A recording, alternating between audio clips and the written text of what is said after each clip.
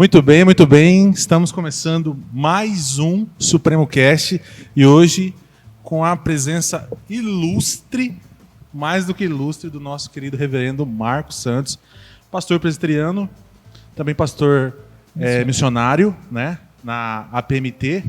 Está indo aí, se Deus quiser, esse ano ainda para Nova Zelândia. Então a gente está aqui com ele. Prazer imenso receber o senhor aqui. O nosso primeiro convidado famoso, né? Do alto escalão da igreja presbiteriana. Esse é o primeiro convidado do alto escalão. Famoso, bonito. Como a gente disse no vídeo da Ana Júlia, é o pastor mais bonito do Brasil. É E da Nova Zelândia também. Pode ver no último vídeo que a gente fez, a gente falou isso, né? Verdade. Como é que o senhor tá, pastor?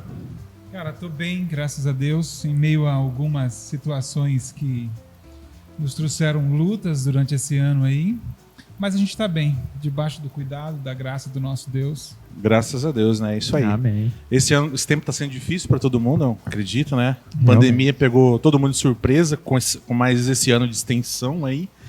E aí a gente quer saber como é que tá os preparativos para Nova Zelândia, como é que tá, o que está acontecendo, como é que vai ser. Muito bem. Primeiramente, o senhor fique à vontade, tá? Aqui é o nosso programa, então o senhor pode interromper, falar, corrigir, uma roda de amigos, sinta-se à vontade. Isso aqui é uma roda de amigos, falar. né? Como é que tá? Vamos lá. Bom, desde 2019 a gente deixou a igreja local, então, para viver toda a preparação para que pudéssemos migrar o nosso ministério de um pastor de uma igreja local no Brasil para um ministério de missões transculturais, certo? Para isso a gente mudou para São Paulo. Em 2019 estivemos ali nos preparando academicamente, fazendo um curso de missiologia, e também vivemos aí alguns outros pré-requisitos que a Agência Presbiteriana de Missões Transculturais exige, que é um estágio transcultural. Então a gente passou algumas semanas no Peru, e eu e a Denise, né, a minha esposa, porque quando você é pastor de uma igreja local, você é o pastor. A sua esposa é um membro da igreja, não é pastora, como tantos outros, não é pastora, e que vai desempenhar os dons dela no trabalho ali na igreja, servindo o corpo de Cristo. Mas na APMT, a esposa ou o cônjuge do missionário também é chamado para viver um ministério de missões. E aí, então, o casal, ele é um casal de missionários, certo? Uhum. Então a Denise também participou da preparação missiológica. A Denise também está no preparo ali Isso. E aí 2020 era a data, era o tempo nosso para irmos. Fevereiro fomos recebidos na agência. 2020, no mês de março, era a nossa data de embarque para Nova Zelândia. No mês da pandemia. Mas, então, coincidiu com o mês da pandemia, mas não foi a pandemia que nos segurou aqui. Foi a descoberta de uma doença, de um tumor de base de crânio em um dos meus filhos, né? A gente tem 4 filhos, eu e a Denise. O mais velho tem 21 anos agora, e o casal de gêmeos, que é o Lucas e a Stephanie, 17 anos. E o mais novo com 15, que é o André, né? O mais velho é o Marcos Vinícius. E é exatamente o Lucas, nosso do meio aí. Os gêmeos. Que é exatamente um dos gêmeos, né? Dos não gêmeos, é como os gêmeos. Os gêmeos. Porque quando tem gêmeos, são 2, né? Quantos anos que o André tem? 15, o André tá com 15 anos. André é São Paulino, né?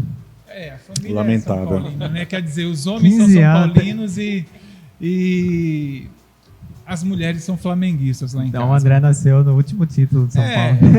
Até hoje não viu o título do São Paulo ainda. Vamos voltar para missões. Mas esperem. Bom, vocês estão vendo aí o São Paulo está fazendo. Ano que vem, se você quiser conversar, a gente conversa sobre o legado já, o que o Crespo tem feito já com o nosso time. É verdade, é verdade. Pois é.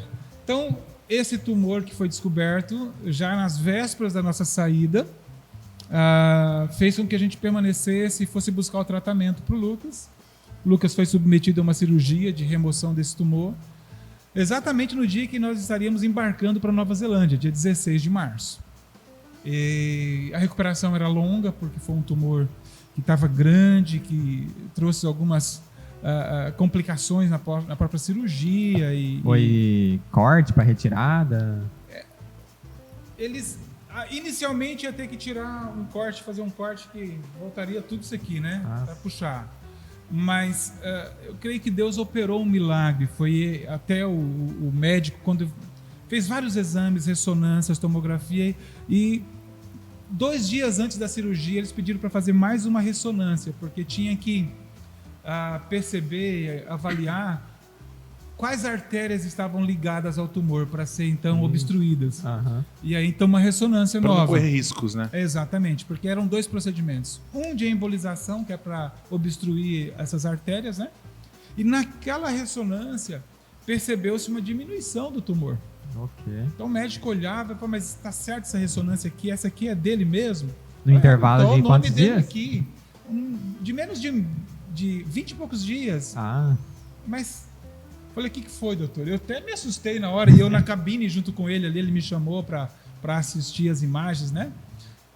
É que o tumor está menor. E isso não acontece. Eu falei, você quer que eu dou a explicação, doutor? Aí ele falou, não, a gente já sabe o que está acontecendo. A gente chama isso de ato de Deus. Sim. Mas o Luquinhas está... E aí não teve que fazer esse corte. Eles descolaram por dentro dos lábios e fizeram um corte, foi do lado esquerdo, né? Um corte de mais ou menos um dedão assim, um polegar, no osso, né? Então tira uma placa do osso do crânio e por aqui então fez acesso para tirar o tumor. E aí já estava amassando o osso lá dentro, tá? Uma situação. Bom, tirou e infelizmente esse tumor nos tirou a ida para Nova Zelândia naquele momento. O Lucas sarou do tumor, da pós-cirurgia, estávamos liberados depois de 3 meses. Teve que fazer quimioterapia, pastor? Não teve que fazer, nem químio, nem rádio, nada. Nossa. Mas teria que fazer o acompanhamento de 6 em 6 meses. Ok. E a pandemia até hoje conserva as fronteiras da Nova Zelândia fechadas. Iríamos agora, depois de conversar com a agência, né, para a gente sair do Brasil, para ir para um contexto de língua inglesa, para viver já um pouco a ruptura cultural, né? Iríamos para Cape Town, para a Cidade do Cabo, na África do Sul. E hoje é que dia? 27? 26. Exatamente hoje seria o nosso embarque para a África do Sul. Mas, mais uma vez, na checagem do Lucas foi percebida então a recidiva do tumor. Então o Lucas vai ter que passar por uma nova cirurgia. E é no mesmo local o tumor novamente? O tumor da primeira vez ele se deslocou mais para a esquerda da face. Para a esquerda da face. Agora ele se deslocou para o lado direito da face. Né? Então assim, ele mudou de lado. Ele tem a raiz do mesmo lado, mas ele cresceu se desenvolvendo para o outro lado. Mas na primeira ressonância não foi constatado o sumiço total do tumor, né? Só houve a diminuição mesmo. Não, então, quando foi feita a operação, exato, aquela do milagre, do ato de Deus, ele só diminuiu. Só a intervenção, né, de corte e tal foi diminuída daí. Então todo um foi processo menos agressivo, que foi menos agressivo. Pronto. Então, agora estamos de novo no Brasil aguardando o Lucas ser tratado para depois a gente pensar em quando vamos sair novamente. Se vamos direto para Nova Zelândia, se vamos fazer uma parada em África do Sul, até mesmo depois porque ir para lá, isso vai vocês iam para o Nepal, né? O Nepal, ele faz parte do nosso projeto missionário com incursões semestrais. Então eu vou ao Nepal uma vez por semestre para ajudar num projeto de formação de pastores nepaleses. Entendi. Entendi. Então é isso. Então nós estamos no Brasil aproveitando o tempo para, nesse momento, cuidar do Lucas e, ao mesmo tempo, a gente tem divulgado esse projeto que não é meu, mas é da Igreja Presbiteriana do Brasil. Certo. Nós somos apenas uma parte do projeto, aqueles que estão sendo enviados. Né? E juntamente conosco há um número enorme de parceiros, né, que fazem parte do projeto Boas Novas para Nova Zelândia, que são pessoas que vão se comprometer, ou já estão comprometidas em orar pela equipe de missionário, já estão comprometidas em ser o nosso suporte financeiro, e a gente vai divulgando para que essa equipe possa ser cada vez maior, porque oração e manutenção dos trabalhos lá fora sempre vai ser algo que se faz necessário. Ainda mais num contexto como o nosso, onde, por exemplo, o dólar neozelandês, quando a gente ia em março de 2020, era 2,5. Agora está 4,2. Nossa, dobrou. Então, você percebe aí o quanto que nós não tivemos que aumentar, então, a parceria financeira para que a gente possa, de fato, ir para Nova Zelândia. Já entrando, então, nessa parte aí de missões, eu queria saber esse contexto de ajuda mesmo, de custo. Só os parceiros que contribuem com os missionários ou a APECOM tem uma quantia que é destinada para os... Ok. Como é que funciona, então, essa questão financeira para o contexto missionário dentro da IPB? Vamos falar assim, não só no contexto missionário transcultural. Então, hoje, a Igreja Presbiteriana do Brasil, ela tem uma receita nacional. Como é que é feita essa receita nacional? As igrejas locais, elas enviam o seu dízimo ao Supremo Concílio. Sim. Então, o dízimo dos dízimos, né, vai ao Supremo Concílio. E o Supremo Concílio, então, faz a sua receita. Hoje, 53% da receita nacional da IPB é direcionado para a obra missionária. O que é que a gente tem de obra missionária? A gente tem uma agência presbiteriana de comunicação, que é a APECOM, que trabalha, então, com projetos, tudo que tem a ver, então, com mídia, comunicação da nossa igreja, treinamento missionários, congressos sobre missões. A ideia da APECOM é trazer, vamos dizer assim, uma espécie de motivação e informação a respeito da obra missionária. E treinamento. Tá? Então, essa é a APECOM. Então, recebe uma parte desses 53%. Nós temos também a Junta de Missões Nacionais. O que é a Junta de Missões Nacionais? Então, todo projeto de plantação de igreja por missionários dentro do Brasil, você pode realizá-lo através da Junta de Missões Nacionais. O alvo da Junta de Missões Nacionais são cidades onde não há ainda um presbiterianismo já forte, já consolidado. Às vezes, nós temos muitas cidades no Brasil que não tem nenhum trabalho presbiteriano. Então, a Junta de Missões Nacionais foca exatamente em buscar esses lugares e ali, então, envia um missionário. Esse missionário, ou seja, a missão dentro do Brasil, esse missionário, ele é mantido integralmente pela IPB. Então, ele vai para começar o trabalho. Não tem uma igreja para dar o salário para ele, as congras pastorais, alugar uma casa, alugar um lugar para fazer o trabalho. Todo esse trabalho a Junta de Missões absorve. Tem ali um piso, então, para os missionários. Tem todo um cuidado com o missionário, por exemplo, plano de saúde, seguro de vida. Porque então, o missionário também morre. Esse é o verdadeiro trabalho braçal. Dependendo do local que ele é enviado, né? Nós mesmos tivemos agora missionários da Junta de Missões que faleceram com Covid. Então, a Junta de Missões, a IPB, foi lá, assistiu a viúva, né, tinha um seguro de vida para aquele missionário, toda a questão funeral, alugar a casa para a viúva permanecer. Então, a Junta de Missões faz isso.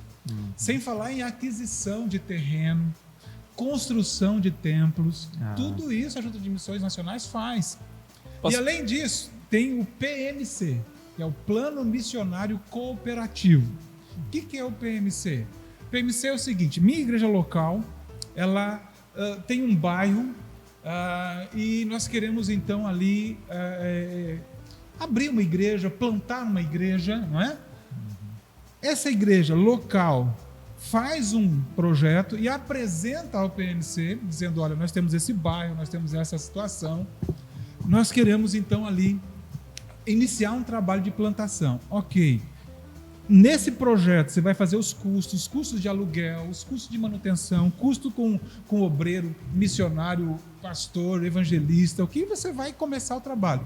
Faz tudo isso, ok? O plano missionário cooperativo vai entrar com boa parte desses recursos. No primeiro momento, inclusive, integralmente com as congras do missionário, do pastor que vai estar plantando. 100%, para que ele possa ter 100% do tempo dele direcionado para aquele trabalho, para ele não ter que trabalhar em algum lugar e só no tempinho que sobra investir na plantação daquela igreja. Né, 2 atividades. Isso é um projeto maravilhoso, missões nacionais. Então nós temos 3 trabalhos aí, a APECOM, PMC, Junta de Missões Nacionais. E aí nós temos a APMT, a Agência Presbiteriana de Missões Transculturais, que trabalha com missões onde qualquer situação transcultural. Ciganos é transcultural, então mesmo dentro do Brasil, nós temos vários projetos de missões com ciganos, indígenas, quilombolas e agora também os ribeirinhos, a população aqui do Pantanal ali, como o mesmo nome? Pantaneiros. Os pantaneiros Isso. mesmo, né? Eu acho que é isso. Eu não sei se tinha algum outro nome, mas tudo bem, vai ser pantaneiros. Não, os aqui. ribeirinhos Ribeirinhos é beira de rio. Então, O pessoal mais afastado. E tudo isso se aplica a missões transculturais, porque de fato o pantaneiro é uma outra cultura. Sim. O cigano é uma outra cultura, o indígena é uma outra cultura, um quilombola é uma outra cultura. Então veja que quando a gente fala de missões, então há um investimento grande da Igreja Presbiteriana. Como é que funciona a questão financeira com os projetos da APMT? Diferentemente de missões nacionais com a Junta MN, que todo o aporte financeiro é dado pela nossa Igreja Nacional, na APMT não. No projeto transcultural, não. No projeto transcultural, o missionário vai ter parte do sustento, Provido por ele mesmo. parte pela igreja, em torno de 10% a 15%, e o restante ele vai ter que buscar parceria.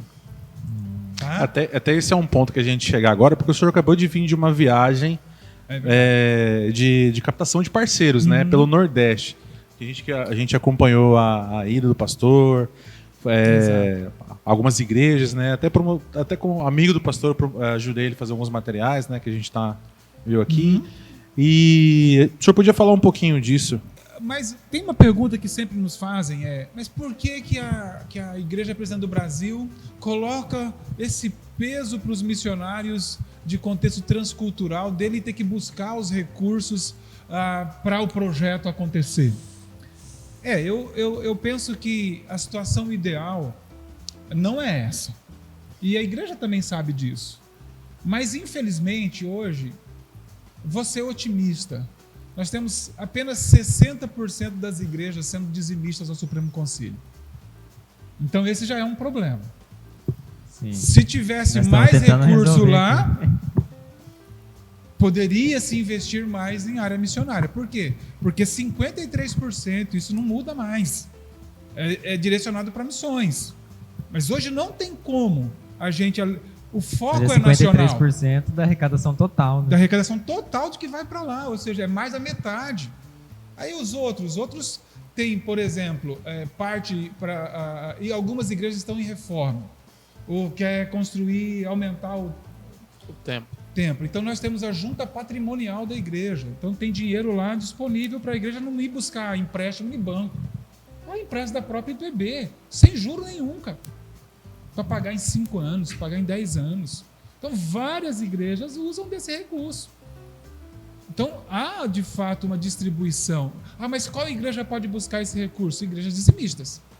É justo? 12 meses. Não é justo? Sim, a minha igreja não é dizimista ao Supremo Concílio, mas eu quero ir lá... E pegar o dinheiro? Não pode, né? Tá entendendo? É uma parte do bolo, mas não quer ajudar a fazer, né? Exatamente. Não entra com ingrediente nenhum para fazer o bolo. Mas quer uma fatia, E quer a fatia para ele comer, dá licença, não é legal. Então, não há recurso suficiente hoje para mudar um pouco isso. Nós temos muitos, graças a Deus, a Igreja Presbiteriana do Brasil é hoje uma das igrejas que tem investido muito no sentido de enviar missionários. Preparar missionários para serem enviados. Então, numa época passada, 20 anos atrás, talvez daria para, ao invés de 10, 15%, ter aí 30%, 40%. Mas hoje não tem, porque há muitos projetos acontecendo. Então não tem jeito. O que precisava acontecer? Mais igrejas se tornarem dizimistas. Seria ideal fazer como a gente faz com Junta de Missões Nacional, o missionário nem se preocupar em captar recursos, só se preocupar em ir fazer o trabalho, né? Eu creio que não seria ideal.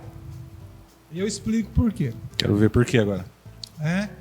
Seria cômodo para o missionário. Isso que eu ia perguntar, deixaria o cara meio acomodado, né? Você entendeu? Seria preciso- cômodo para ele, e aí ele teria que se ver com Deus. Como o cara aqui, o nacional, ele recebe 100%. Mas não acredito que ele faz corpo mole porque ele recebe 100%. E lá de fora também não faria. Seria mais cômodo, seria uma coisa assim interessante. Mas não é isso que a gente vê na Escritura. A gente vê Paulo falando às igrejas de recursos que as igrejas enviavam a ele para ele realizar missões. Aí Mateus fala. De uma, de outra. Você está entendendo? Sim, Então, sim. o processo bíblico de missões transculturais sempre é por meio de parcerias. Sim. E por que é importante isso?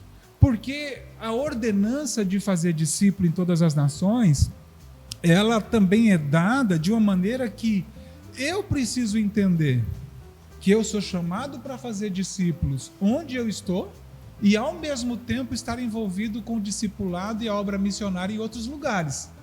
Só que a gente não pode se transformar em dois. A gente não é onipresente, né? Você entendeu? Nós não podemos nem ser bipresente. Quanto mais onipresente, está em tudo quanto é Às lugar. vezes é difícil até estar no lugar que a Né? gente tem que estar.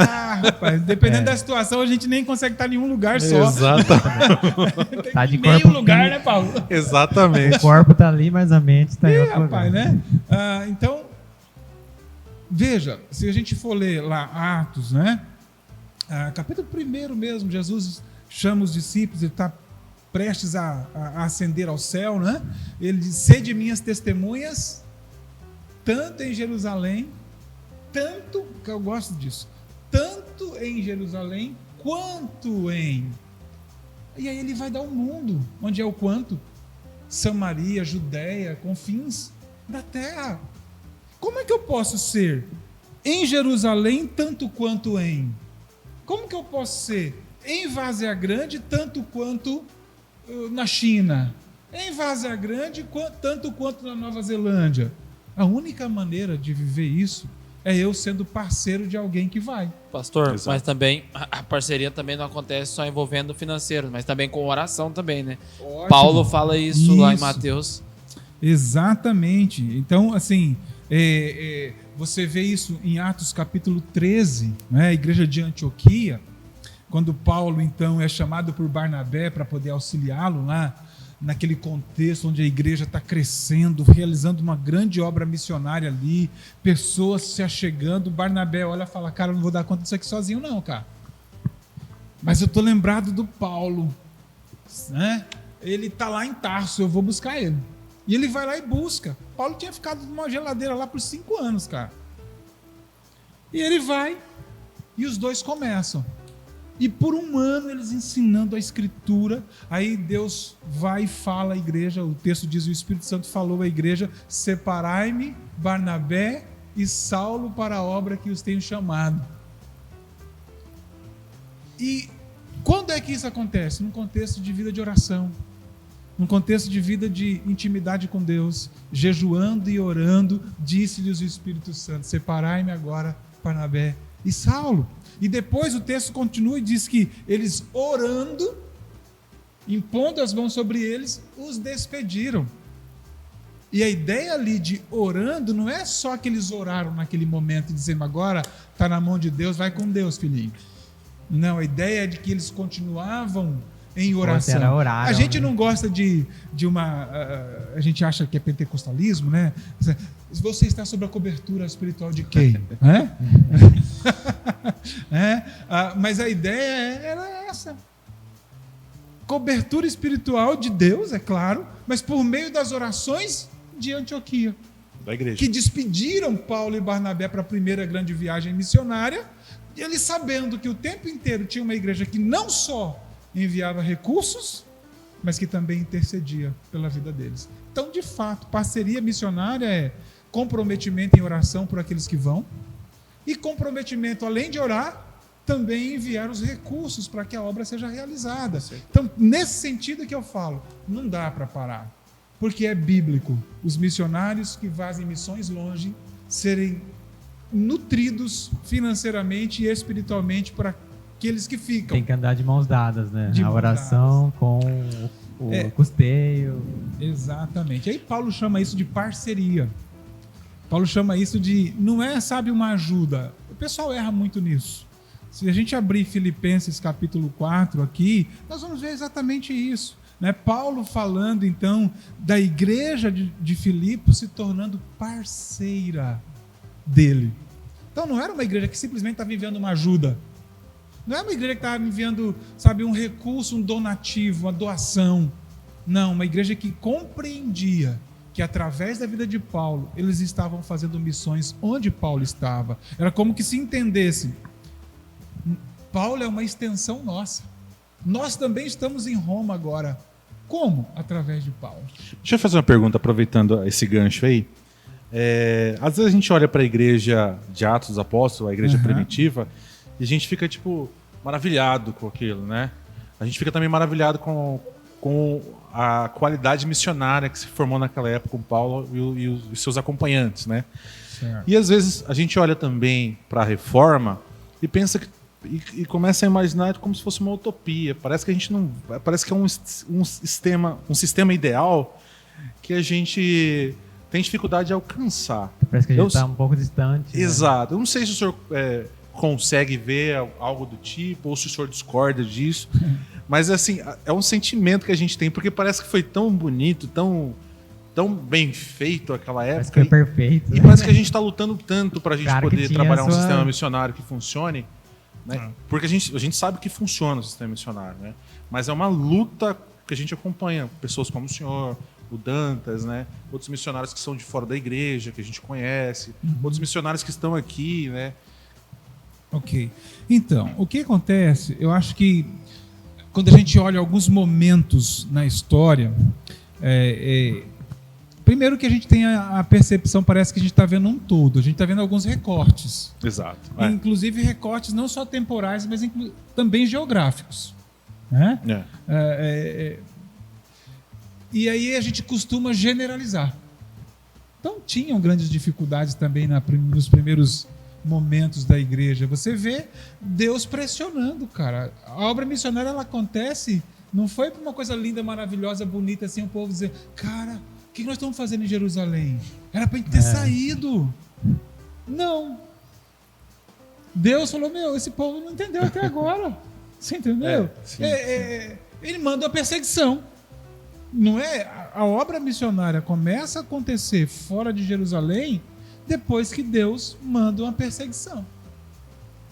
Estevão é morto, apedrejado, e ali começa uma grande perseguição aos cristãos. E aí, aquele monte de gente que tinha se convertido na época do Pentecostes, que tinha ido para Jerusalém por causa da festa judaica, eles não voltaram nem para suas próprias regiões para fazer discípulos lá. Eles, não, é aqui, meu.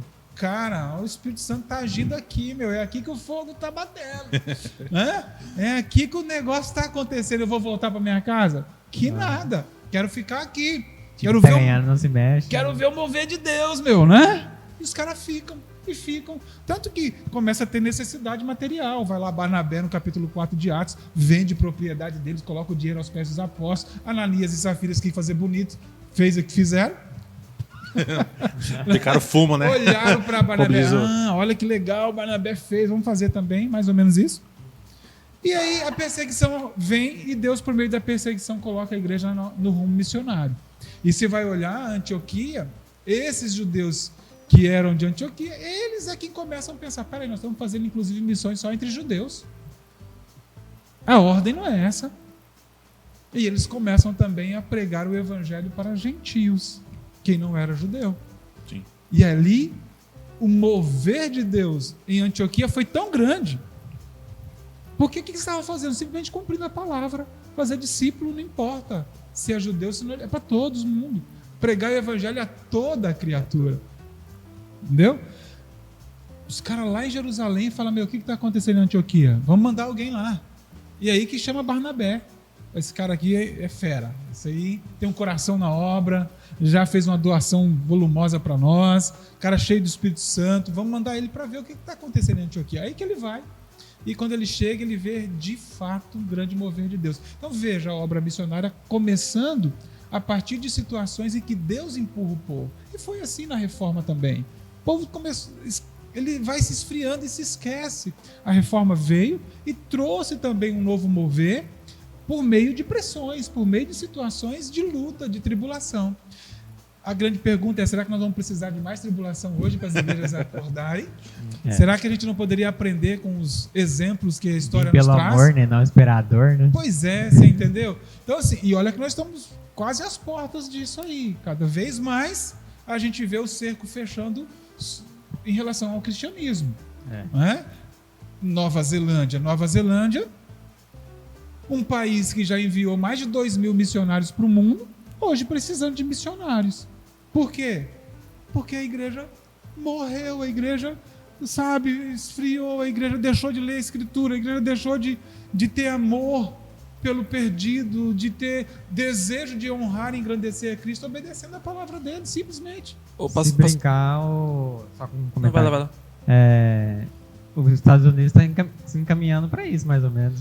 Não só os Estados Unidos, você pega a Europa de maneira geral, os Estados Unidos, né, foi um berço, infelizmente, também, vive uma situação assim. Ainda temos igrejas fortes lá, o que nós não temos mais na Europa, né? Mas de fato, o caminho, se eles não acordarem, a nossa igreja mãe, por exemplo, a nossa igreja mãe, a igreja que enviou Simonton, é uma igreja que se tornou liberal. Aprovou casamento gay. Exatamente, a PCUSA, né? A Igreja Presbiteriana dos Estados Unidos da América. Essa se tornou uma igreja liberal, abandonou a Escritura. E é isso que está acontecendo em todos os lugares. É a mesma coisa que aconteceu na Nova Zelândia. Igreja Presbiteriana era a igreja mais forte lá, a Igreja Presbiteriana da Nova Zelândia, se tornou também uma igreja liberal. Hoje nós temos uma igreja reformada pequenininha, que está suplicando, pedindo socorro. Passem a Nova Zelândia e nos ajudem, porque daqui a pouco não tem mais cristãos. Um país que foi colonizado por presbiterianos e anglicanos, que tinha há 60 anos passado mais de 80% da população evangélica, hoje 12% é evangélica. Pastor, por que Nova Zelândia? É um estudo que a própria igreja presbiteriana faz, ou é o senhor que falou, não, eu vou para Nova Zelândia? Legal a pergunta, Lucas. Primeiro, essa pergunta me faz voltar, então, quando nós decidimos Nova Zelândia, né? Eu confesso que eu não tinha nenhum desejo de ser um missionário transcultural, de ir para um outro país. No seminário, eu fui convidado para ir pastorear no Chile, eu não quis. Aqui, no meu pastorado na igreja aqui, 2 vezes fui convidado novamente para ir para o Chile. Eu não quis. Porque eu tinha a intenção de fazer o meu ministério no Brasil. Talvez até pensasse de fazer todo o meu ministério numa única igreja.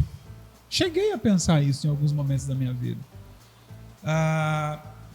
Mas quando veio a hora de sair, e a gente se abriu então diante de Deus, dizendo, Deus, onde é que o Senhor quer que nós vamos?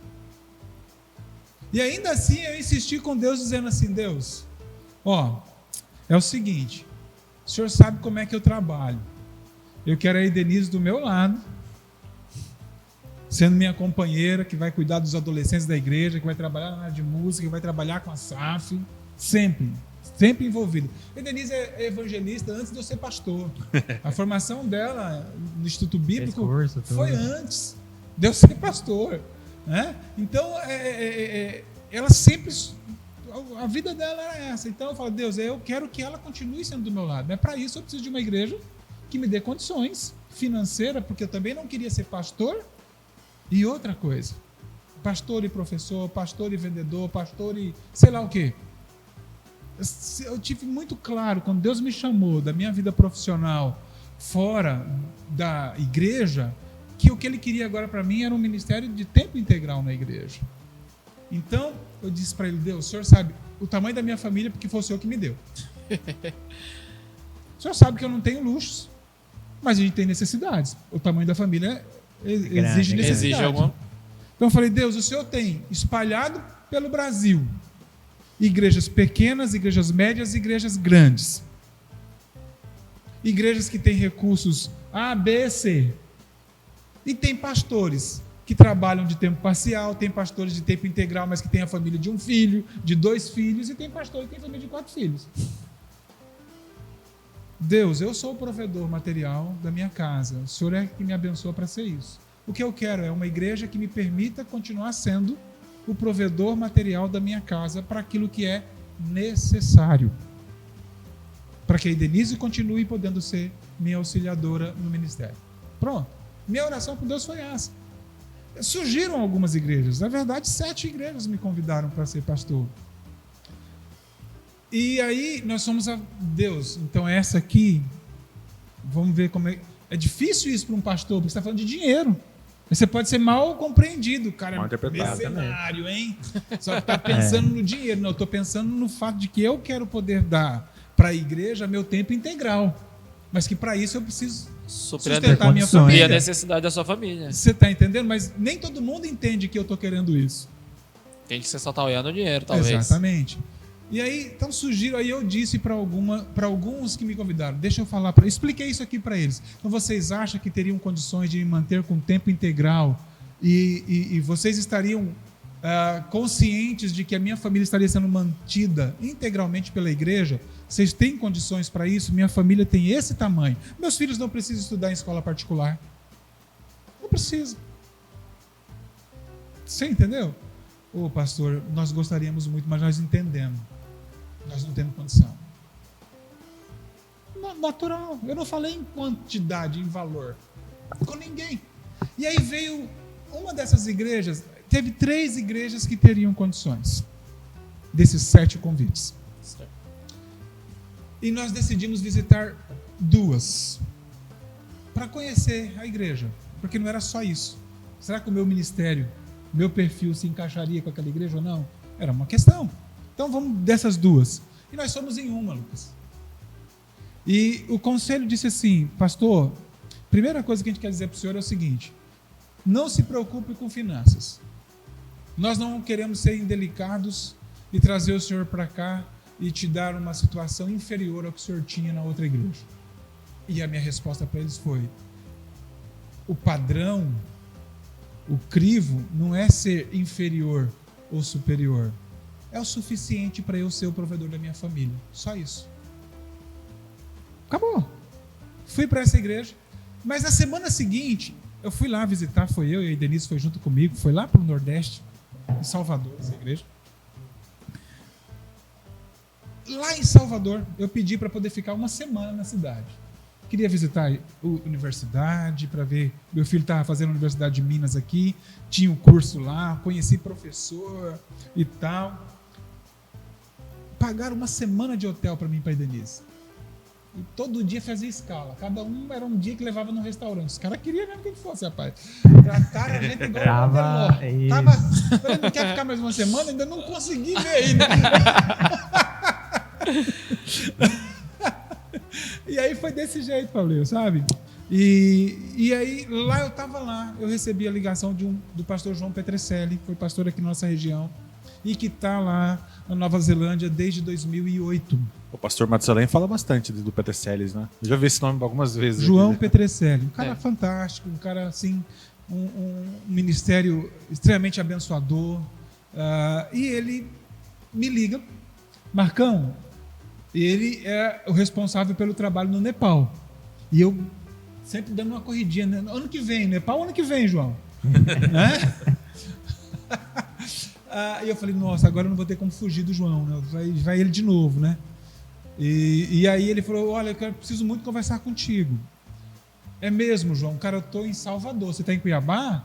Eu vi que você está no Brasil. Não, eu não estou em Cuiabá agora, não. Eu falei, ele João, é semana que vem eu não vou estar em Cuiabá, não. Supremo Concílio. E aí ele me chamou para o Supremo Concílio.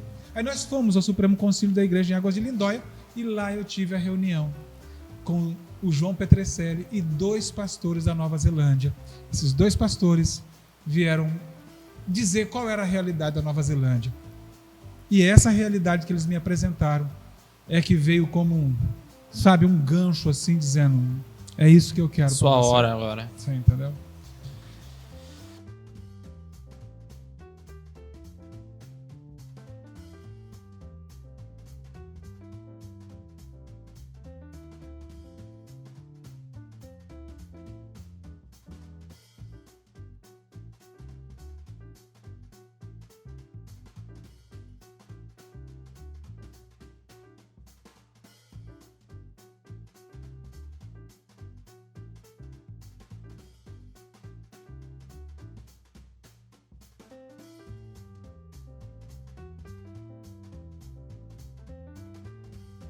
Então, qual é a realidade da Nova Zelândia que eles vieram me mostrar? E assim, o João Petrecelli é um cara muito perspicaz, porque ele não me falou nada, qual seria o assunto e qual era a conversa. E o João também não sabia que eu estava vivendo um momento em que já havíamos, então, já com a resolução de ir para um novo rumo ministerial. E aí o João veio, olha, a conversa não é só comigo, eu trouxe 2 pessoas que querem te conhecer. Eu falei, como assim querem me conhecer? Não, eu falei um pouquinho de você para eles. E aí eles ficaram interessados em vir ao Brasil, conhecer algumas pessoas das quais eu falei para eles, e você é uma delas. E aí nós fomos para um lugar lá conversar e eles colocaram, olha, nós estamos aqui no Brasil para conversar com pastores presbiterianos que foram indicados pelo reverendo João Petrecelli, depois de um tempo de oração, e você é um desses pastores. E o que é que nós queremos mostrar para você? Nós queremos mostrar a realidade da nossa nação, do nosso país, a realidade espiritual do nosso país. Esses são habitantes lá, nativos da Nova Zelândia. 2 pastores da Nova Zelândia, 2 pastores que compõem a diretoria da Igreja Presbiteriana da Graça da Nova Zelândia, uma pequena denominação reformada, que saiu da igreja que se tornou liberal. E aí eles então formaram essa denominação, e agora a denominação precisa de missionários para poder consolidar o trabalho, ajudar no trabalho. Certo.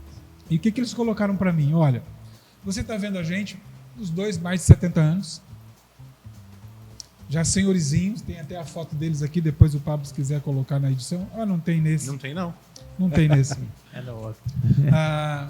Então, eles vieram e disseram, Marcos, o nosso país, a história do país é essa, fomos colonizados assim, tínhamos a maioria dos habitantes protestantes, mas nossa geração cometeu uma grande falha. Pela idade deles, eles viveram o auge, né? Viveram o auge. Nós cometemos uma grande falha e hoje estamos colhendo o prejuízo. Nós deixamos de investir no pastoreio da nossa própria casa, da nossa própria família, dos nossos próprios filhos. Hoje a nossa igreja está totalmente liberal, a igreja do qual eles saíram.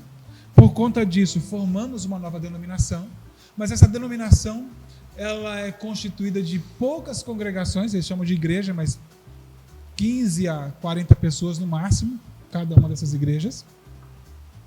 Nós estamos, na maioria de nós, pastores, já éramos para estarmos jubilados, não temos para quem passar o bastão, e a nossa igreja está morrendo, porque o evangelicalismo, embora seja aí mais de 10%, mas 60 e poucos % desses que são evangélicos já têm mais de 70 anos. Nossa.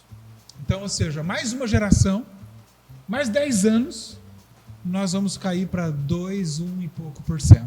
Até morrer. Morrer. Então, ou seja, essa situação configura a Nova Zelândia como um país pós-cristão. Por que já é pós-cristão? Porque não tem uma geração para dar continuidade. Morrer essa, morre. Acabou. Acabou. Então esse é o raio-x. Quando ele coloca isso e diz, olha, nós vimos o trabalho do reverendo João Petrecelli, um trabalho excelente, ele ajudou a plantar uma igreja, revitalizou outra igreja. Nós fomos olhar um pouco quem é a Igreja Presbiteriana do Brasil e vimos que é uma igreja reformada, uma igreja que tem mantido então ali os símbolos de fé, a escritura como única regra de fé e prática. E nós vimos também o trabalho missionário que está sendo feito, não só lá pelo João Petrecelli, por outro pastor presbiteriano, o Cláudio e a sua esposa Cássia, mas vimos que vocês têm missionários em mais de 40 países, espalhados aí, fora trabalho indígenas e tal. Ou seja, nós vimos vocês uma igreja séria e uma igreja que entendeu que não se pode deixar de fazer a obra missionária. Uma igreja que entendeu que as demandas internas, elas não são desculpas para não se fazer missões também fora. Eu até vi esses dias que a Igreja Presbiteriana do Brasil, ela está no top 10 das igrejas mais fortificadas da denominação. Eu vi um pastor falando em algum vídeo no YouTube, eu não tenho certeza se é isso a Igreja ou não. Presbiteriana do Brasil é uma igreja que tem se mantido fiel, Sólida uma igreja também, né? mantido sólida no que diz respeito à doutrina, no que diz respeito, então, a esses aspectos de não esquecer. A gente está falando de uma igreja, às vezes a gente não percebe. Às vezes a gente vê uma igreja local fria e não percebe que, denominacionalmente falando, ou seja, no contexto nacional, nossa igreja é uma igreja que tem contribuído em muito com o crescimento do evangelicalismo no Brasil. Veja agora esse movimento de pessoas saindo de várias denominações pentecostais, neopentecostais, procurando crescimento bíblico. No eixo Quais Rio as São igrejas Paulo que ainda é eles muito procuram? forte. Inclusive, a gente tem alguns irmãos aqui. Presbiteriana. Tem uma quantidade de pessoas vindo aqui. Isso é um movimento. E isso é muito interessante porque chama a atenção de nós, porque são esse tipo de comentário que o senhor faz, que a gente tem a percepção de que faz com que a gente se fortaleça dentro da instrução, né? Até do próprio Timóteo, lá de quando Paulo fala, né? Até minha chegada, permaneça. Como que ele fala o versículo, meu Deus? De Timóteo 4. Cara, prega aí meu Insta, sabe? Não desanima, Exato, não, exatamente, né? Mais ou mantenha menos, né? firme na leitura, Isso, né? Padrão né? dos fiéis. Isso, E é sede, isso, né? exatamente. Esse ano a gente tem trabalhado isso aqui na nossa MP, né? Nós precisamos ser padrões fiéis. Exatamente. Quando o senhorzinho aqui da igreja chegar e olhar pra gente, ele tem que falar assim: o Pablo ele é um padrão. A gente. Olha para o procedimento, olha para a Exato. fé, olha para o amor, né? Exatamente. Vê Eu vou pôr o fidelidade. versículo aqui embaixo, vocês vão ver. Porque no último vídeo eu falei desse versículo, tô falando de novo e de Falou novo eu mesmo. esqueci. Ser padrões, Na né? pureza. Na O pureza. texto tudo isso, né? Ser de padrões e fiéis, no procedimento, na fé, na pureza, Exato. no amor. E é interessante porque é uma coisa que chama atenção nossa. Né? A gente está estudando, a gente tem um estudo aqui na nossa igreja chamado Tere Estudo. A gente toma um tereré e estuda. E a gente está estudando exatamente isso, né? Sobre como nos tornar esse padrão de que a igreja precisa. Exato. Ortodoxia. Então, eu volto só ao ponto aqui. Quando eles colocaram aquela realidade e disseram assim: então, Marcos, nós viemos aqui, oramos por sua vida, colocamos diante de Deus e nós temos um desafio. Passa a Nova Zelândia e ajuda-nos. E aí eu falei: ok. Aquilo veio como uma flecha, sabe? Quando eles foram colocando, ver duas pessoas idosas com amor pela obra de Cristo, Todas querendo essas salvar horas de viagem, você essa sabe, distância. fazendo esse deslocamento tão grande, e aquilo foi muito forte para mim. E aí você talvez me perguntar aí o que eles ofereceram. Eles disseram: nós só temos uma coisa para dizer para você. Nós não temos $1 neozelandês para poder contribuir com o seu sustento. E eles falaram isso envergonhados, com vergonha, com Tristeza. emoção, tristeza, não é? Ou seja, a gente precisa de missionário, porque missionário é isso. Eles não estavam chamando um pastor para pastorear uma igreja já formada, consolidada, chamando pessoas que possam ir construir essa realidade de formar igrejas, de consolidar trabalhos, para que depois pessoas de lá mesmo assumam essas igrejas, porque o trabalho é esse: é plantar igreja, ajudar a revitalizar igrejas e ajudar na formação de futuros pastores. A ideia é irmos para Auckland, a maior cidade da Nova Zelândia, porque lá é também o futuro centro de formação pastoral que quer se construir dessa igreja, essa denominação. Então a ideia foi chamar pastores que tivessem já um trabalho pastoral consolidado, que pudessem ir para lá. E o João Petrecelli conhece um pouco da minha história, porque eu vim para Várzea Grande, porque João Petrecelli é quem me indicou para vir para Várzea Grande. Num contexto de organizar uma congregação e depois de revitalizar uma igreja sede. E durante todo esse tempo nós trabalhamos juntos, o tempo que ele coincidiu a estada dele até 2006, nós trabalhamos 5 anos juntos no Instituto Bíblico, como professores juntos ali. Sou professor de grego, né? Fui professor de grego, fui professor de hermenêutica, fui professor de prática de pregação e exegeses do Novo Testamento. Então, eu fiz o mestrado do Novo Testamento, eu não colei grau, eu não sou mestre. No ano da colação do meu grau, no ano que eu tinha que fazer a nossa Você escreveu a dissertação, dissertação, nós resolvemos assumir 2 igrejas aí. Já imagino. Sim. E aí não dava para fazer dissertação. Na verdade, são 3, né? Você entendeu? Já tinha Além, uma sumida. não dava. E aí aquilo lá tirou meu pique. A ideia minha nunca foi ter títulos. A ideia era absorver conhecimento. Dentro da igreja não precisa de título para ser pastor. Talvez eu precisasse de título se eu quisesse ser... Não, eu sonho com a docência num grande seminário presbiteriano. Eu nunca tive isso. Eu sempre tive... Meu foco é o pastorado. Revitalizar, plantar, organizar uma igreja, cuidar de uma igreja pastoralmente e auxiliar naquilo que for possível na formação de líderes, mas não tendo isso como meu ministério principal. Adquirir conhecimento para aplicar no Isso, pastorado. exatamente. Então, assim, fiz todo a grade do mestrado, todos os módulos, e faltou só, de fato. Por que você não voltou e concluiu? Eu não tive desejo. A ideia, eu não tenho outra explicação. Né? Podia ter voltado depois, mas não fiz. Agora fizemos essa pós em missiologia, porque também foi necessário para a gente ser recebido, e foi muito bom. Né? Então, isso não traz títulos. Pós-graduação em missiologia ou missiólogo para dentro da igreja. A gente nem fala isso. A gente é missionário. Que eu quero perguntar para o senhor. Para ser missionário, só no caso dos pastores, só ser teólogo e receber um convite, e depois que faz os cursos da PECOM. Sabia que você pode ser um missionário da APMT mesmo sem ser pastor? Mesmo sem ter um curso de teologia, de um seminário? Por exemplo, com o próprio curso de teologia do Instituto Bíblico nosso aqui, você pode ser missionário da APMT. A Hidalga, né? A Hidalga da Junta MN, ela poderia ser da APMT também. O curso de teologia do IBA, dos nossos institutos, já credencia você para ser recebido na APMT, para dar início ao processo de formação missiológica, para depois da formação missiológica você ser, então, colocado no quadro de missionários. Aí, por exemplo, a Hidalga precisaria fazer mais o curso de missiologia. Que é essa pós que o senhor fez. Que é esse curso que Foi um curso que o senhor fez no Chile, parece? Não.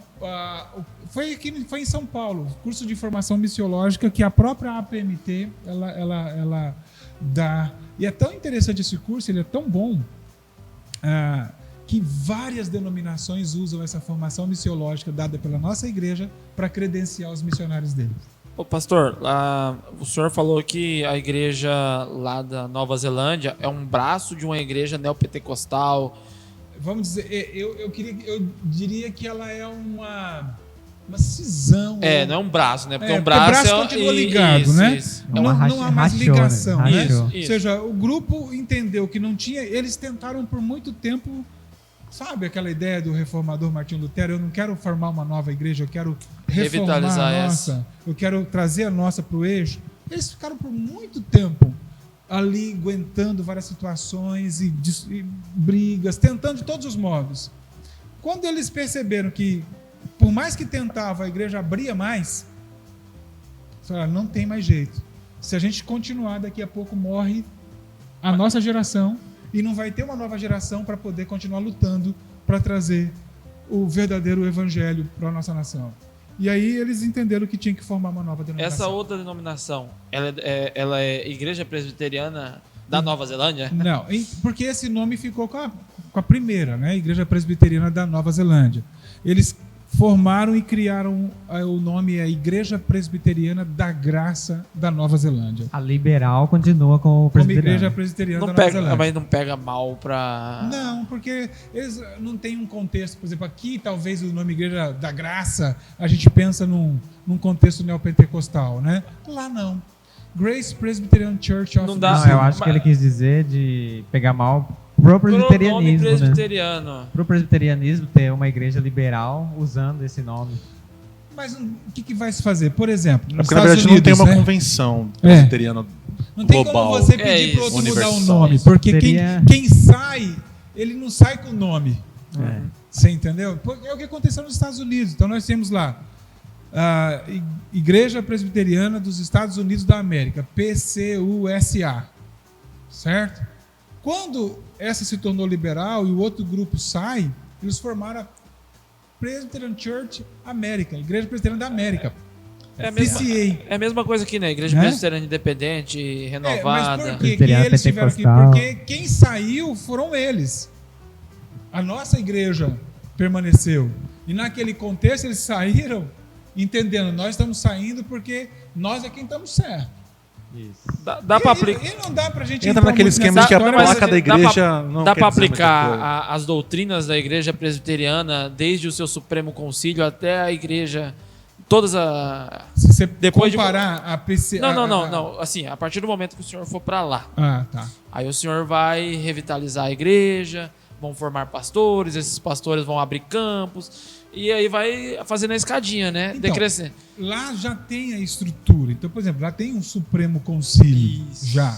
Então é uma igreja que hoje ela tem mais ou menos 30 já pontos espalhados pela Nova Zelândia. Nova Zelândia não é muito grande, né? É um país de 5 milhões de habitantes, mas tem muitas cidades pequenas. Tem Auckland, que é a maior cidade, tem quase 2 milhões, 1 milhão e 800 mil habitantes. Wellington, É quase o tamanho de meio Cuiabá. milhão de habitantes, né? E você tem outras cidades, 100 e poucos mil, várias cidades pequenas. Então e mesmo a cidade de 100 e poucos mil habitantes, cabe várias igrejas presbiterianas. Sim, com né? certeza. Então, nós estamos falando de mais ou menos 30 igrejas. Se for a média, colocar 40 pessoas, de membresia. Mas mesmo assim, ele já tem formado os seus presbitérios e o Supremo Concílio. Então a hierarquia está... Dá para aplicar a de mesma coisa que governo, acontece aqui lá. É a mesma coisa. Essa Então já está aplicada lá. Nós vamos então para somar com esses pastores mais velhos, alguns missionários. Não fui eu apenas convidado. Lembra que eu falei que eles vieram para conversar com alguns pastores? Sim. Então nós estamos indo agora. Tem um outro que era aqui de Mato Grosso também, que é o Egimar, que está no Chile. Um outro que é do Nordeste, que está no Chile. Por que no Chile? Porque o João pastoreou muito tempo no Chile. Depois que ele saiu do Mato Grosso, ele acabou conhecendo... Aquele pastor lá de Brasília é da turma do senhor? Esqueci o nome dele. De Brasília, Fábio. Roster, Fábio... Fábio. Que ele nós já foi, trouxemos É o pastor do Davidson. né? Grande Davidson. Isso. Abraço. Pastor Conversa com o Fábio Davidson todo Bezerra. dia. Abraço, Davidson, Brasília. Davidson! Fabião! Então, E o Fábio já foi pastor no Chile também, né? o Fábio, nós nos conhecemos no mestrado. Ah, sim. Né? Então, eles convidaram outros pastores. Alguns deles vão assumir o lugar desses pastores que estão saindo. Certo. Outros, como eu, vai começar um trabalho do zero. Então, definir uma área da cidade. Fui lá na Nova Zelândia, eu conheci o bairro, tivemos uma reunião, né? Andamos, passei acho que uns 10 dias lá, não me lembro mais. E conheci a cidade, a realidade deles, fizemos algumas reuniões. É o inglês lá, né? É o inglês. E aí, tem uma igreja local, então. É uma igreja, é até considerada uma igreja grande, porque tem mais de 40, tem uns 40, quase 50 já. Um bom trabalho que o pastor Peter tem feito. O pastor Peter talvez tenha aí uns 55 anos. Ele é um dos mais novos pastores lá. Da MP de lá. Fantástico, um cara assim que é gostoso de ouvi-lo pregar, com profundidade, sabe? Tem feito um excelente trabalho. E nós vamos ser recebidos nessa igreja. Eu vou ser auxiliar do Peter. Certo. Para o ano de aculturação. E depois começa o trabalho, então, sob a supervisão de uma comissão da Igreja Nacional de lá, plantando um trabalho, e ele faz parte da comissão, então, para estar sempre nos auxiliando. Então, esse é o trabalho. Não pode concluir isso. Então, e lá em Auckland, depois a ideia é, então, já começar a formação de futuros pastores neozelandeses. Porque a ideia não é viver só de missionário. É viver de pastores lá. E depois que a igreja crescer, pastor, aí o senhor pode agora assumir aquela igreja como pastor e deixar de precisar de recursos do Brasil? Eu ia acabar de perguntar isso agora. Eu sei, sempre perguntam isso. Eu ia perguntar isso agora. Né? A ideia não é essa. A ideia é, se Deus der graça, florescer o trabalho, põe um pastor nacional ali e a gente vai plantar uma outra igreja. Sempre pulando. Então, a ideia minha é ser um plantador de igreja. Ou vou para um campo que precisa ser revitalizado. Um pastor já lá que vai jubilar e está lá aquele pouquinho de pessoas. Ao invés de começar do zero, pega aquele trabalho lá e vamos revitalizar ele. Ou seja, vamos precisar sempre trabalho missionário. Mantenedores em oração e financeiros. Entendemos. Então, o senhor comentou com a gente sobre 12% em torno de presbiterianos, né? De evangélicos. De evangélicos no modo geral. Isso. E os demais, o restante dessa pizza, dessa fatia? Ok. Então, nós temos considerado cristãos. Aí entra católicos. Cristãos, eles são um pouco mais, 32%, não 37%. 17% catolicismo, 12% os evangélicos presbiterianos e anglicanos, e aí mais alguns percentuais lá para os neopentecostal, alguma coisa assim que ainda tem lá, né, formando o cristianismo de modo geral, mas o evangelicalismo 12%, tá? Aí a maior parte da pizza, mais de 50%, são os que se consideram não religiosos ou sem religião alguma, que na prática são os ateus mesmo, sabe? O país ele é de uma linha progressista, marxista, então isso explica o ateísmo entrando de maneira sorrateira lá nas escolas infantil, depois dentro da própria faculdade, levando o pessoal para um afastamento e uma negação de Deus mesmo. E o tamanho do islamismo lá? Pequenininho, não tem 2%. Não tem 2%? Não, o hinduísmo é maior do que o islamismo, 2 e pouco por cento, e o islamismo 1 alguma coisa. Em toda a Oceania, esse cenário, ali na Austrália, por exemplo, que é maior? Praticamente a mesma coisa. Vivendo, sabe, parece que tipo assim, a replicação do que aconteceu na Europa desembocou para a Oceania. Que eu até ia perguntar, né? Eles vieram buscar missionários no Brasil, não daria para ter buscado ali na Austrália? Então, poderia ter. Na Austrália, inclusive, nós temos missionários presbiterianos lá. Entendeu? Poderiam ter buscado nos Estados Unidos, porque os Estados Unidos ainda enviam muitos missionários. Né? A Austrália é ali vizinho. Vizinho, ok, né? É verdade. Mas, infelizmente, também a realidade da Austrália é praticamente a mesma da Nova Zelândia. Tá? Então a gente tem ali a Oceania, ruim das pernas, a Europa os Estados Unidos, a África. Eu diria que ainda os Estados Unidos ainda não é considerado um campo missionário como a Europa. Talvez e a com o dedinho machucado. Né? Ele está machucado. Mas nós temos ainda denominações ainda bastante fortes lá, fazendo um excelente trabalho, inclusive em crescimento. Né? Até mesmo porque o reverendo Augusto Nicodemos, falando do Brasil aqui agora, ele classifica nós reformados como cerca de 15% de toda a população evangélica do Brasil. Né? Então, lógico que a gente vê esses... Percentualmente falando. Só que a diferença, Pablo, é que nós temos uma igreja não envelhecida. Diferença de 12% de evangélicos da Nova Zelândia é que nós estamos falando de uma geração que está morrendo e não tem uma nova para assumir. Então, por isso é considerado com 12% já um contexto pós-cristão. Entendi. Então, mesmo o Brasil, 15% de evangélicos. Mas quando o Augusto faz isso, é porque ele tem uma divisão dentro daquilo que é considerado evangélicos ainda. Estou falando de 12% lá, colocando todo mundo se diz evangélico junto. Aí nós estamos falando de 15% de igrejas mais sólidas, reformadas. Buscar a faixa etária lá, né? Tá e aí, o problema da faixa etária ainda deixa a situação até mesmo porque o reverendo Granconato, ele fala, né, se a igreja, se os irmãos confessam Cristo como Salvador e acreditam na obra da expiação, então eles são nossos irmãos sim, né? Então não tem por que a gente não considerá-los como uma igreja. Né? Apesar de a gente às vezes discordar um pouco do pentecostalismo, ou a gente ter nossas divergências, né? Sim. A gente até falou no último podcast que a gente ama os nossos irmãos assembleanos, né? Sim, com certeza. Claro. Claro. Inclusive, Os neopentecostais. Olha assim, é interessante isso, né? É um bom papo isso aí. Depois chama alguém para isso, porque nós até consideramos eles. Eu não sei se eles nos consideram, mas Isso que eu ia falar. poxa, vi um pastor muito bravo desses dias lá. É porque, um assembleiano, né? Ele falando, os nossos púlpitos estão lotados de presbiterianos. O pessoal vem aqui e prega, mas vê se ele chama a gente para pregar lá. O Hernandes mas aí amado você da pergunta para Assembleia. eles, quando vocês tomam Santa Ceia, vocês nos deixam participar da mesa do Senhor? Tem esse negócio também, né? Verdade. Hernandes Você é entendeu? amado na Assembleia. Assembleiano conhece Hernandes. O nosso Hernandes, ele é um pentecostinha, né? A gente sabe, a gente ama, cara. Eu já ia até falar para ele vir aqui, mas depois que você falou... Depois você falou esse negócio aí, né, Vai Paulo? ficar difícil. Mas o senhor tinha até comentado, né, que a gente é considerado uma igreja conservadora, tradicional. Só que, por exemplo, igual o Pablo falou, os nossos irmãos pentecostais têm uma visão diferente. Eles acham que a gente é liberal.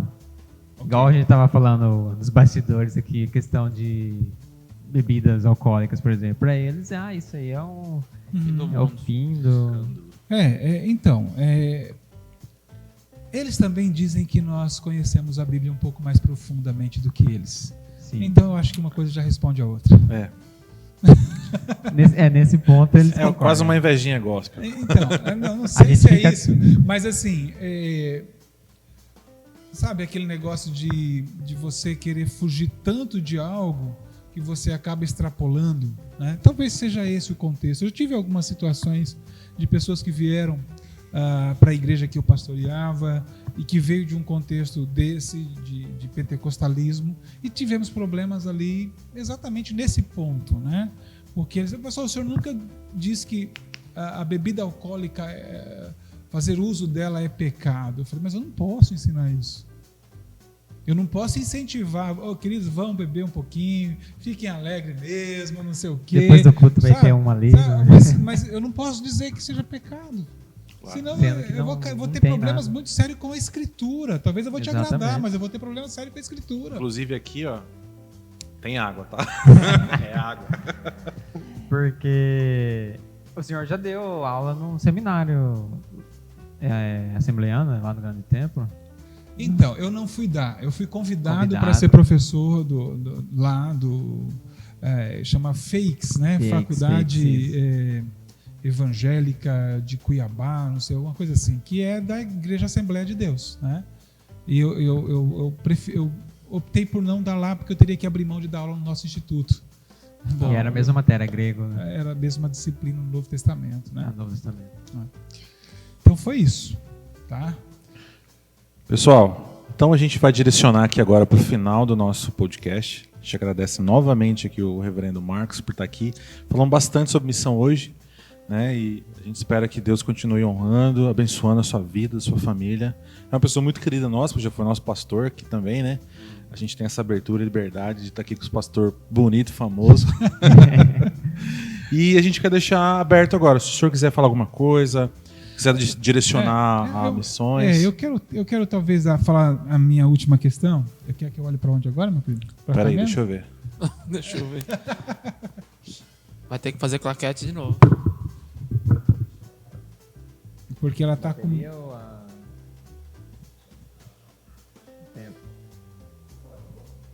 E aí eu falo você já olhando falou. para onde? Para cá? Deixa ele só completar. Você vai falar ali, né? Nessa? Nessa. Fala Tá. problema para ela. Então eu posso falar? Então eu Sim. quero terminar a minha fala aqui, né, dizendo o seguinte. Queridos, quando vocês ouvem que vão receber um missionário na sua igreja ou tomam conhecimento de um projeto missionário transcultural, né, entenda, esse missionário que está chegando até você, ele não está chegando até você porque ele é quem precisa de você. Não.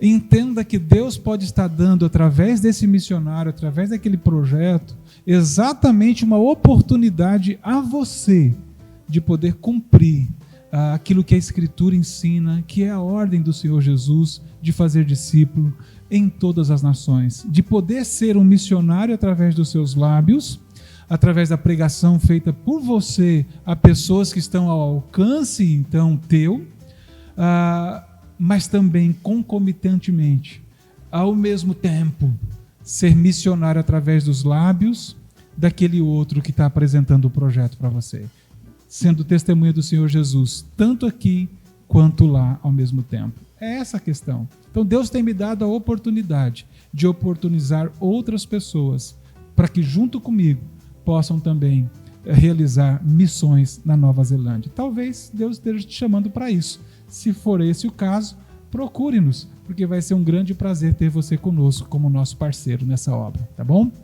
Então, só para finalizar, pastor, eu bolei um bate-bola, jogo rápido, que eu chamei assim, uma pergunta, uma resposta. E a resposta é uma palavra?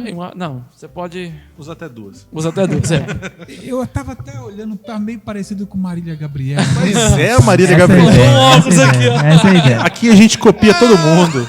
Isso aqui é uma cópia do Flow. Pois é, Essa que é a isso verdade. Só com temas Pinga mais, fogo!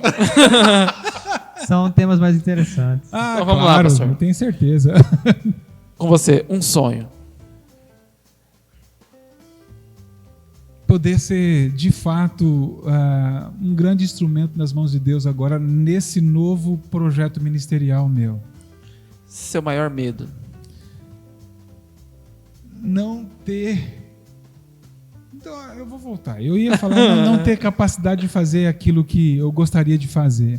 Mas meu maior medo é, de fato, não estar vivendo diante de Deus como eu gostaria, ao ponto de poder estar pronto para quando Jesus me chamar, a tal ponto de precisar só morrer.